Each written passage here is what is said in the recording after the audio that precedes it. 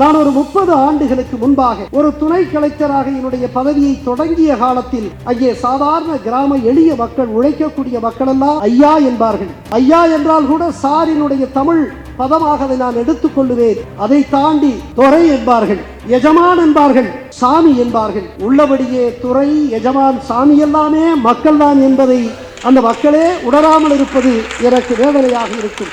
நான் எதற்கு இந்த நேர்மையில் இவ்வளவு தீவிரத்தன்மையோடு இயங்கி இருக்கிறேன் என்று சொன்னால், நான் மதுரை மாவட்டத்தில் ஆட்சித்தலைவராக இருந்தேன் 2012. அப்பொழுது என்னிடத்திலே ஒரு மனு வருகிறது. அந்த மனுவை பார்த்தவுடனே அதிலே அபாயம் இருக்கிறது என்று நான் புரிந்து கொண்டேன். அந்த அபாயம் வேறு ஒன்றுமில்லை, கிரானைட் சுரங்கங்களிலே முறைகேடு முற்றாக நிறைந்திருக்கிறது என்று அங்கே குறிக்கப்பட்டிருக்கிறது. அதை ஆய்வு செய்ய வேண்டும் என்ற அந்த கோரிக்கை இருந்தது. எனக்கு தெரியும், என்னுடைய துணைவியாருக்கும் தெரியும், அதை ஆய்வு செய்தால் என்ன ஆகும் என்று எனக்கு தெரியும். எனவே நான் எப்படி முடிவெடுக்கிறது? நான் இந்த மதுரை மாவட்டத்தினுடைய ஆட்சி தலைவராக தொடர வேண்டும். என்னுடைய பிள்ளை, என்னுடைய மகனுடைய கல்விக்கு பாதிப்பு இல்லாமல் பார்த்து கொள்ள வேண்டும் என்று சொன்னால் நான் மேலூர் பகுதிகளுக்கு செல்லக்கூடாது, அந்த கிரானைட் சுரங்கங்களுக்கே செல்லக்கூடாது. நான் பார்க்கிறேன், என்னுடைய நலன் பெரிதா, என் சமூகத்தின், என்னுடைய நாட்டினுடைய நலன் பெரிதா என்று நான் எண்ணுகிறேன். என் நலனை காட்டிலும் என் சமூகத்தின், என் நாட்டினுடைய நலன்தான் பெரிது என்று அங்கே மேலூர் பகுதியிலே இருக்கக்கூடிய அந்த கிரானைட் சுரங்கங்களிலே ஆய்வு செய்கிறேன். ஆய்வு செய்து அறிக்கையை அளிக்கிறேன். அறிக்கை அளித்து 24 மணி நேரத்தில் மதுரை மாவட்ட ஆட்சித்தலைவர் பதவியிலிருந்து என்னை தூக்கி எறிந்தார்கள்.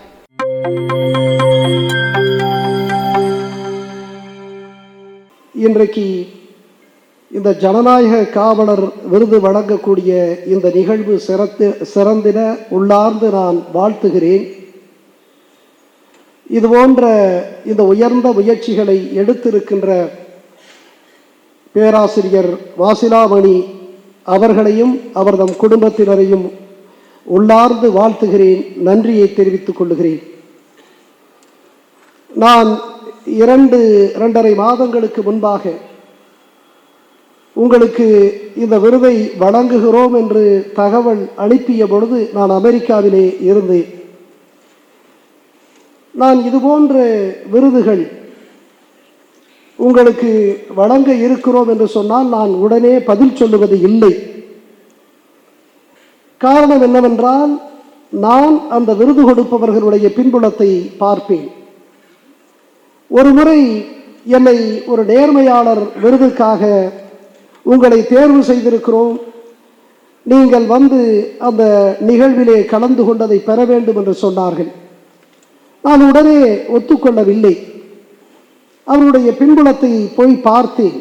கடந்த காலத்தில் அவர்கள் இதுபோன்ற அந்த நிகழ்வுகளை, விருது வழங்கக்கூடிய நிகழ்வுகளை அவர்கள் நடத்தி இருக்கிறார்கள். அப்பொழுதும் நேர்மையாளர்களுக்கு விருதுகளை அவர்கள் வழங்கி இருக்கிறார்கள். அதிலே ஒரு நேர்மையாளர், முன்னாள் காவல்துறை உயர் அலுவலர், அவருக்கும் அந்த நேர்மையாளர் விருது வழங்கி இருக்கிறார்கள். உண்மையிலேயே எனக்கு அதிர்ச்சியாக இருந்தது. அவர் அதிகமாக சம்பாதிக்கவில்லை, ஒரு 1000 கோடி தான் சம்பாதித்திருப்பார். இவரையெல்லாம் எப்படி, எந்த நோக்கத்திற்காக இந்த நேர்மையாளர் விருதுக்காக தேர்வு செய்து வழங்கி இருக்கிறார்கள் என்று நான் யோசித்துவிட்டு, நிச்சயமாக இந்த விருது எனக்கு வேண்டாம் என்று நான் ஒதுக்கிக் கொண்டேன், மறுத்துவிட்டேன். எனவே நம்முடைய பேராசிரியர் முனைவர் வாசிலாமணி அவர்கள், நான் அமெரிக்காவிலே இருந்த பொழுது எனக்கு செய்தி அனுப்பிய பொழுது நான் 10-15 நாட்கள் நான் உடனடியாக பதில் சொல்லவில்லை. இவர் எப்படியோ என்று எனக்கு தெரியாது, எனக்கு தெரியவில்லை இவருடைய தேர்வு முறை. ஆனால் பொதுவாக நான் விருதுகளை அவ்வளவு விருப்பப்பட்டு வாங்காததற்கு காரணம் என்னவென்று சொன்னால், இந்த விருதுக்கான தகுதியை நாம் முழுமையாக பெற்றிருக்கவில்லை என்று நான் நம்புவதுதான். 1. 2, பெறுவது என்பதே, வாங்குவது என்பதே, அது லஞ்சமாக இருந்தாலும் சரி, அது விருதாக இருந்தாலும் கூச்சமாக இருக்கும் எனக்கு. எனவே நான் பெறுவதற்காக இல்லை, நான் தருவதற்கானவன் என்ற எண்ணம் எனக்கு இருக்கிறது.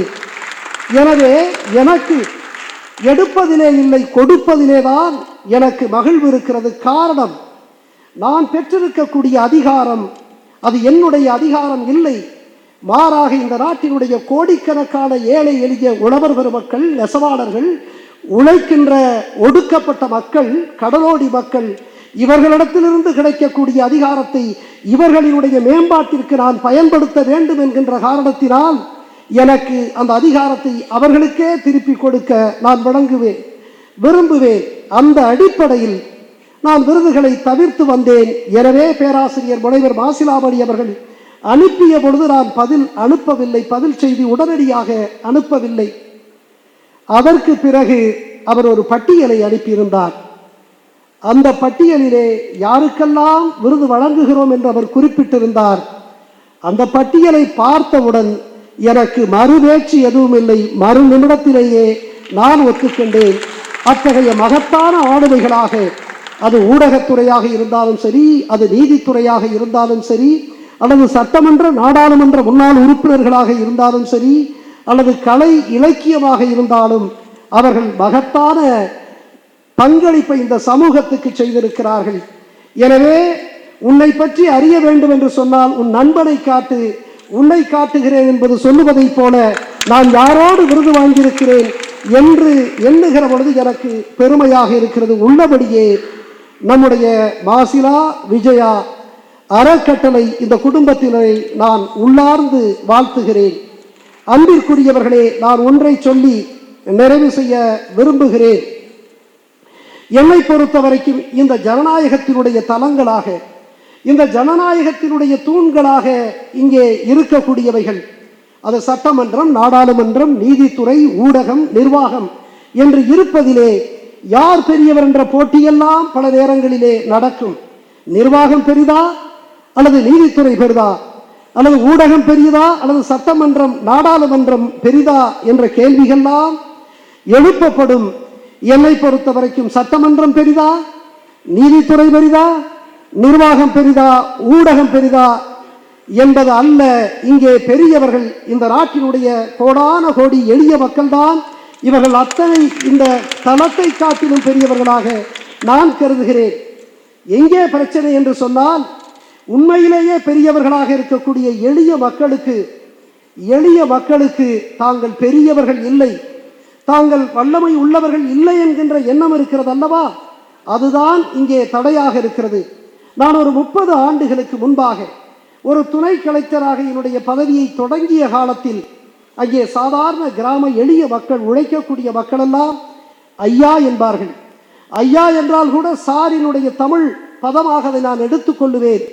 அதை தாண்டி துறை என்பார்கள், எஜமான் என்பார்கள், சாமி என்பார்கள்.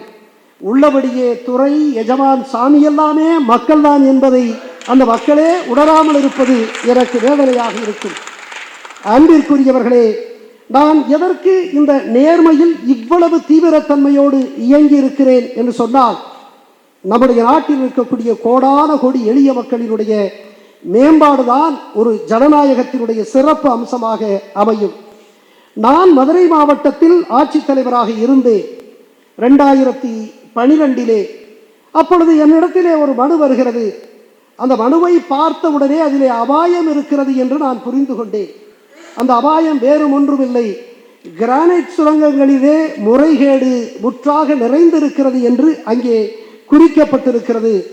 அதை ஆய்வு செய்ய வேண்டும் என்ற அந்த கோரிக்கை இருந்தது. எனக்கு தெரியும், என்னுடைய துணைவியாருக்கும் தெரியும், அதை ஆய்வு செய்தால் என்ன ஆகும் என்று எனக்கு தெரியும், நிச்சயமாக தெரியும். நான் அங்கே மேலூர் பகுதியிலே இருக்கக்கூடிய அந்த கிராமங்களிலே இந்த கிரானைட் சுரங்கங்களிலே நான் ஆய்வு செய்தால் 24 மணி நேரத்தில் எனக்கு என்ன நடக்கும் என்று எனக்கு தெரியும். இப்பொழுது என்னுடைய பிள்ளை திலீபன், அவன் 10ஆம் வகுப்பு போக போகிறான் இன்னொரு 1 வாரத்தில். எனவே அவனுடைய கல்வி 10ஆம் வகுப்பிலே அவனுடைய கல்வி என்பது எந்த குழந்தைக்கும் ஒரு முக்கியமான ஒரு நிலை. எனவே நான் எப்படி முடிவெடுக்கிறது? நான் இந்த மதுரை மாவட்டத்தினுடைய ஆட்சி தலைவராக தொடர வேண்டும், என்னுடைய பிள்ளை, என்னுடைய மகனுடைய கல்விக்கு பாதிப்பு இல்லாமல் பார்த்து கொள்ள வேண்டும் என்று சொன்னால் நான் மேலூர் பகுதிகளுக்கு செல்லக்கூடாது, அந்த கிரானைட் சுரங்கங்களுக்கே செல்லக்கூடாது. நான் பார்க்கிறேன் என்னுடைய நலன் பெரிதா, என் சமூகத்தின் என்னுடைய நாட்டினுடைய நலன் பெரிதா என்று நான் எண்ணுகிறேன். என் நலனை காட்டிலும் என் சமூகத்தின் என் நாட்டினுடைய நலன்தான் பெரிது என்று அங்கே மேலூர் பகுதியிலே இருக்கக்கூடிய அந்த கிரானைட் சுரங்கங்களிலே ஆய்வு செய்கிறேன். ஆய்வு செய்து அறிக்கையை அளிக்கிறேன். அதிலே பேரிழப்பு என்று நான் குறிப்பிட்டது கொஞ்சமல்ல அன்பிற்குரியவர்களே, 16,000 கோடி அரசுக்கு இழப்பு என்று நான் அங்கே குறிப்பிட்டேன். அறிக்கை அளித்து 24 மணி நேரத்தில் மதுரை மாவட்ட ஆட்சித்தலைவர் பதவியிலிருந்து என்னை தூக்கி எறிந்தார்கள். அது நடந்தது. எங்கே எறிந்தார்கள் தெரியுமா? இன்னொரு மாவட்டத்திற்கு கலெக்டராக என்னை பணி அமர்த்தல் செய்யவில்லை. ஒரு துறையினுடைய தலைவராக என்னை போடவில்லை. மாறாக என்ன செய்தார்கள் தெரியுமா? என்னை இந்த இடத்திலிருந்து ஒரு 100 மீட்டருக்கு அப்பாலே இருக்கக்கூடிய கோஆப்டெக்ஸ் என்கின்ற ஒரு நிறுவனம், அது ஒரு கூட்டுறவு அமைப்பு. அது எப்படிப்பட்ட அமைப்பு தெரியுமா? 15 ஆண்டுகளாக நட்டத்தில் இயங்கக்கூடிய ஒரு நிறுவனம். ஏற்கனவே ஒரு 1200 1300 பேர் இருந்த அந்த இடத்திலே அது நட்டத்தில் இருந்த காரணத்தினால் ஒரு 600-700 பேரை வெளியே விஆர்எஸ்ஸில் அனுப்பக்கூடிய நிலையிலே இருக்கக்கூடிய ஒரு நிறுவனத்திற்கு என்னை போடுகிறார்கள். நான் இங்கே வந்து பார்த்தால் மோசமான நிலை. நான் அவர்களிடத்திலே கேட்டேன், நான் நெசவாளர்களை பார்க்க வேண்டும். இந்த நாட்டில் வெகு மக்களாக இருக்கக்கூடிய உழவர்கள், மிக முக்கிய தொழிலாக இருக்கக்கூடிய உழவுக்கு அடுத்து இருக்கக்கூடிய அந்த நெசவு தொழில், அந்த நெசவு தொழிலில் இருக்கக்கூடிய நெசவாளர்களை நான் பார்க்க வேண்டும் என்று சொன்னேன். என்னுடைய அலுவலர்கள் கூட்டிக் கொண்டு போனார்கள் விருதுநகர் மாவட்டத்திற்கு. அந்த விருதுநகர் மாவட்டத்திலே அருப்புக்கோட்டை என்கின்ற இடத்திலே நெசவாளருடைய குடியிருப்புக்கு செல்லுகிறேன். ஒரு சின்ன வீடு. அங்கே செல்லுகிறேன். சென்றவுடன் அங்கே இருக்கக்கூடிய அந்த நெசவாளியினுடைய பெயர் செல்வராஜ். ஒரு ஏழை நெசவாளி. பார்த்தாலே அந்த வறுமையும் வெறுமையும் அப்பட்டமாக அவருடைய முகத்தில் தெரிவதை என்னால் பார்க்க முடிகிறது. நான் அங்கே பார்த்து உள்ளே நுழைந்தவுடன் அவர் கேட்ட கேள்வி என்ன தெரியுமா? ஐயா, மோர் சாப்பிடுகிறீர்களா என்று கேட்டார். நாங்கள் 7-8 பேராக அதிகாரிகளோடு வந்திருக்கிறேன் என்று சொன்னார். எல்லோருக்கும் மோர் வைத்திருக்கிறேன் என்று சொன்னார். இந்த மண்ணினுடைய மகத்தான விருந்தோம்பல் பண்பை நான் எந்த வசதி பெற்றவர்களிடத்திலும் பார்த்ததில்லை. இந்த ஏழை நெசவாளி போன்றவர்களிடத்திலே தான் நான் பார்த்தேன். அப்படி சொல்லிவிட்டு எல்லா விவரத்தையும் கேட்டு, நீங்கள் சேலை நெய்கிறீர்களே, அருப்புக்கோட்டை சேலை பிரசித்தி பெற்ற சேலை, உங்களுக்கு எவ்வளவு கிடைக்கிறது என்று கேட்டேன். அவர் சொன்னார், ஐயா, ஒரு நாளைக்கு 60 ரூபாய் கிடைக்கிறது என்று சொன்னார். 60 ரூபாயை வைத்துக்கொண்டு ஒரு நெசவாளி எப்படி தன் குடும்பத்தை ஓட்ட முடியும் என்று நான் நொந்து போனேன். பக்கத்திலே இருந்த அலுவலர்களை பார்த்து கேட்டேன். அங்கே இருக்கக்கூடிய கடைநிலை ஊழியரை பார்த்து கேட்டேன், உங்களுக்கு என்ன சம்பளம் என்று. பியூன் அவர் சொன்னார், எனக்கு 30,000 ரூபாய் ஒரு மாதம் சம்பளம் என்று சொன்னார். அப்படியானால் ஒரு நாளைக்கு 1000 ரூபாய். அதற்கு அடுத்த நிலையிலே ஆய்வாளர் நிலையிலே இருக்கக்கூடியவரிடத்திலே கேட்டேன், உங்களுக்கு எவ்வளவு சம்பளம் என்று. அவர் சொன்னார் 45,000 என்று சொன்னார். அப்படியானால் அவருக்கு ஒரு நாளைக்கு 1500 ரூபாய். அதற்கு பிறகு அதற்கு மேலே இருக்கக்கூடிய அலுவலர் அசிஸ்டன்ட் டைரக்டர், அவரிடத்திலே கேட்டேன், உங்களுக்கு எவ்வளவு சம்பளம் என்று கேட்ட பொழுது 60,000 ரூபாய் என்று சொன்னார். அப்படியானால் உங்களுக்கு 2000 ரூபாய் ஒரு நாளைக்கு சம்பளம் இருக்கிறது. பாருங்கள், நீங்கள் எந்த மனிதனுக்காக இருக்கிறீர்களோ அந்த மனிதனுக்கு ஒரு நாளைக்கு 60 ரூபாய் தான் கிடைக்கிறது. ஆனால் உங்களுக்கு 1000, 1500, 2000 என்று கிடைக்கிறதே. இவ்வளவு இடைவெளி இருந்தால் அது ஒரு ஜனநாயகத்தினுடைய மேன்மை இல்லையே. நீங்கள் இந்த மக்களுக்கு என்ன செய்திருக்கிறீர்கள் என்று கேட்டுவிட்டு நான் வெளியே வந்தேன். இப்படி நான் செல்லுகிற இடத்திலெல்லாம் 60 ரூபாய், 70 ரூபாய், 80 ரூபாய், 100 ரூபாய் தான் நெசவாளிகள் பெற்றுக் கொண்டிருந்தார்கள். இது எனக்கு வேதனையை அதிகரித்தது.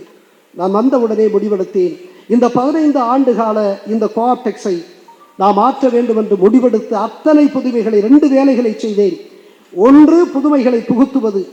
2, அரசியல்வாதிகளினுடைய குறுக்கீடை அறவே நிராகரிப்பது என்று நான் முடிவு செய்து 2 வேலையும் செய்தேன். 1.5 ஆண்டுகளிலே நண்பர்களே, 15 ஆண்டு காலம் நட்டத்தில் இருந்த ஒரு நிறுவனத்தை லாபகரமான நிறுவனமாக நான் மாற்றி காண்பித்தேன். அதிலே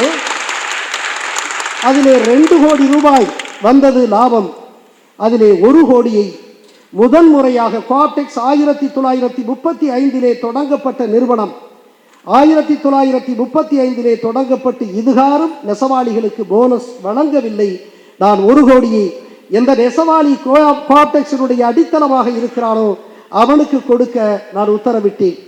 எதற்காக சொல்லுகிறேன் என்று சொன்னால், நான் எடுத்த அந்த அரசியல்வாதிகளினுடைய அந்த இன்டர்ஃபியரன்ஸ் என்று சொல்லுகிறோமே, அவர்களுடைய அத்துமீறலை கோஆப்டெக்ஸிலே தடுத்து நிறுத்திய காரணத்தினால் நான் அங்கிருந்து மாற்றப்பட்டு 7 ஆண்டுகள் ஒரு அதிகாரம் இல்லாத பதவிக்கு நான் அங்கே நியமனம் செய்யப்பட்டேன். அதற்காக நான் வருந்தவில்லை. அன்பிற்குரியவர்களே, ஒரு IAS அதிகாரி அவர் நினைத்தால் ஒரு மகத்தான மாற்றத்தை தன்னுடைய துறையிலே உருவாக்கலாம். அந்த மாற்றம் எளிய மக்களினுடைய ஏற்றத்திற்கு உதவும் என்று நான் நம்புகிறேன். இன்றைக்கு கூட நம்முடைய நீதி அரசர் சந்துரு அவர்கள் பேசுகிற பொழுது சொன்னார்கள், 3 பேர் லயோலா கல்லூரி என்று சொன்னார்கள். 3 பேர் லயோலா கல்லூரி என்றால் மற்றவர்கள் எல்லாம் பிற கல்லூரி என்பது பொருளாகும். ஆனால் இன்னொன்றையும் சொன்னார், 3 பேர் இடதுசாரி என்று சொன்னார். இடதுசாரி என்றால் மீதி பேர் வலதுசாரி என்று ஆகிவிடும். நிச்சயமாக நாங்கள் சொல்லுகிறோம், ஜனநாயக சக்திகளுக்கு எதிராக இருக்கக்கூடிய பாசிச சக்திகளை எதிர்ப்பதற்கு எம்முடைய இளைஞர்களை நாங்கள் தயார் செய்வோம் என்பதுதான் உண்மை. எனவே அன்பிற்குரியவர்களே, ஒவ்வொரு மனிதனும் அரிஸ்டாட்டில் சொல்லியதைப் போல man is a social animal என்று சொல்லுகின்ற அந்த கருத்துக்கு உட்பட எந்த மனிதனும் தனி மனிதனாக வளருவது இல்லை. எனவே இங்கே நான் சொல்லுவேனே, நான் கொடுக்க விரும்புகிறேன் என்று நான் சிறு வயதிலிருந்தே பெற்றுக்கொண்டிருப்பவன். என்னுடைய பெற்றோர்களிடத்திலிருந்து நான் பெற்றுக்கொள்ளுகிறேன். அதை போல என்னுடைய ஆசிரியர்களிடந்து நான் பெற்றுக்கொள்ளுகிறேன். இதை போல ப்ரொஃபசர் ரியாஸ் இங்கே வந்திருக்கிறார். எங்களுக்கெல்லாம் ஒரு 35 ஆண்டுகளுக்கு முன்னால் IAS வழிகாட்டி மையத்தில் எங்களுக்கு கணிதம் எடுத்த ஒரு மாபெரும் பேராசிரியர். அவரை போன்றவர்களிடத்திலே நாங்கள் பெற்றுக்கொள்ளுகிறோம். அது மட்டுமா, நான் உணவு உண்ணுவதற்கு ஒரு உழவனிடத்திலிருந்து பெற்றுக்கொள்ளுகிறேன். நான் நல்ல ஆடையை உடுத்துவதற்கு ஒரு நெசவாடி இடத்திலிருந்து நான் பெற்றுக்கொள்ளுகிறேன். நான் ஒரு அழகான ஒரு செருப்பை போட வேண்டும் என்று சொன்னால் ஒரு செருப்பு தைக்கும் தொழிலாளி அவன் எனக்கு கொடுக்கிறான். நான் அழகாக என்னுடைய முடியை திருத்த வேண்டும் என்று சொன்னால் ஒரு முடி திருத்தும் தொழிலாளி அவனுக்கு கொடுக்கிறான். நான் அழகாக தூய்மையாக ஆடைகளை உடுத்த வேண்டும் என்று சொன்னால் ஒரு சலவை தொழிலாளி எனக்கு கொடுக்கிறான். எனவே எல்லோரும் எனக்கு கொடுக்கிறார்கள். எனவே நான் திருப்பி கொடுக்க வேண்டும் என்பதற்காகத்தான் என்னுடைய அதிகாரத்தை இந்த எளிய மக்களுக்காக தீவிரமாக நான் அங்கே திருப்பி அளித்தேன். அதைத்தான் நம்முடைய அன்பிற்குரிய பேராசிரியர் முனைவர் மாசிலாமணி இந்த சமூகத்திற்கு கொடுக்க வேண்டும் என்று நினைத்திருக்கிறார். அவர் ஒரு விஞ்ஞானி. உண்மையிலேயே ஐன்ஸ்டீன் சொல்லுவார், நான் இந்த சமூகத்திற்கு கொடுக்க வேண்டும் என்று சொல்லுவார். 100 times a day I remind myself my inner and outer life depends on the labor of the people who are living and dead, and therefore I need to extend myself in the same manner and measure as I have received and I have been receiving என்று சொல்லுவார். இந்த சமூகம் எனக்கு கொடுத்திருக்கிறது என்பதை நான் 100 முறை நினைக்கிறேன். எனவே எந்த சமூகம் எனக்கு கொடுத்திருக்கிறதோ அந்த சமூகத்திற்கு நான் திருப்பி கொடுக்க வேண்டும் என்று ஐன்ஸ்டீன் சொல்லுகிறார். அதைத்தான் அந்த விஞ்ஞானி சொல்லுவதைத்தான் இந்த விஞ்ஞானியும் இன்றைக்கு செய்து காட்டி இருக்கிறார். எனவே நிச்சயமாக நான் உளமாற உங்களை வாழ்த்துகிறேன். நிச்சயமாக நான் மீண்டும் மீண்டும் சொல்லுகிறேன், இந்த ஜனநாயகத்தினுடைய தூண்களாக ஜனநாயகத்தினுடைய தளங்களாக இருக்கக்கூடிய அது நீதித்துறையாக இருந்தாலும் நிர்வாகத்துறையாக இருந்தாலும் சட்டமன்றம் நாடாளுமன்றமாக ஊடகமாக இலக்கியமாக இருந்தாலும் நாமெல்லாம் மிகச்சிறந்த பங்களிப்பை செய்ய வேண்டும். அப்படி பங்களிப்பை செய்கிற பொழுதுதான் உண்மையான ஜனநாயகம் மிளிரும். ஆபிரகாம் லிங்கன் 1863 நவம்பர் 19 அங்கே பென்சில்வேனியாவிலே இருக்கக்கூடிய கெட்டிஸ்பர்கிலே அவர் சொல்லுவாரே, the government of the people, by the people, for the people என்று சொல்லுவாரே, that government will not perish from the earth என்று சொல்லக்கூடிய அந்த உயர்ந்த வாசகத்தை நாம் உண்மையிலேயே அது அர்த்தமுள்ள பொருளுள்ள வாசகமாக அது மக்களுக்கான மக்களால் மக்களினுடைய அரசாக மாற வேண்டும் என்று சொன்னால் மகத்தான விழிப்புணர்வை நாம் ஏற்படுத்த வேண்டும். அத்தகைய விழிப்புணர்வு ஏற்படுத்தக்கூடிய நிகழ்வாக இந்த நிகழ்வு இருக்கிறது. நன்றி கூறுகிறேன். இந்த விருதை இந்த நாட்டினுடைய கோடான ஏழை எளிய விவசாயிகள், நெசவாளர்கள், ஒடுக்கப்பட்ட உழைக்கக்கூடிய தோழர்கள், கடலோடி மக்கள், அவர்களுக்கு அர்ப்பணிக்கிறேன்.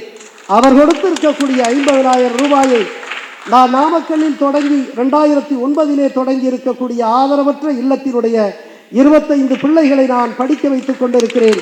அந்த பிள்ளைகளுக்கு அர்ப்பணிக்கிறேன். நன்றி, வணக்கம்.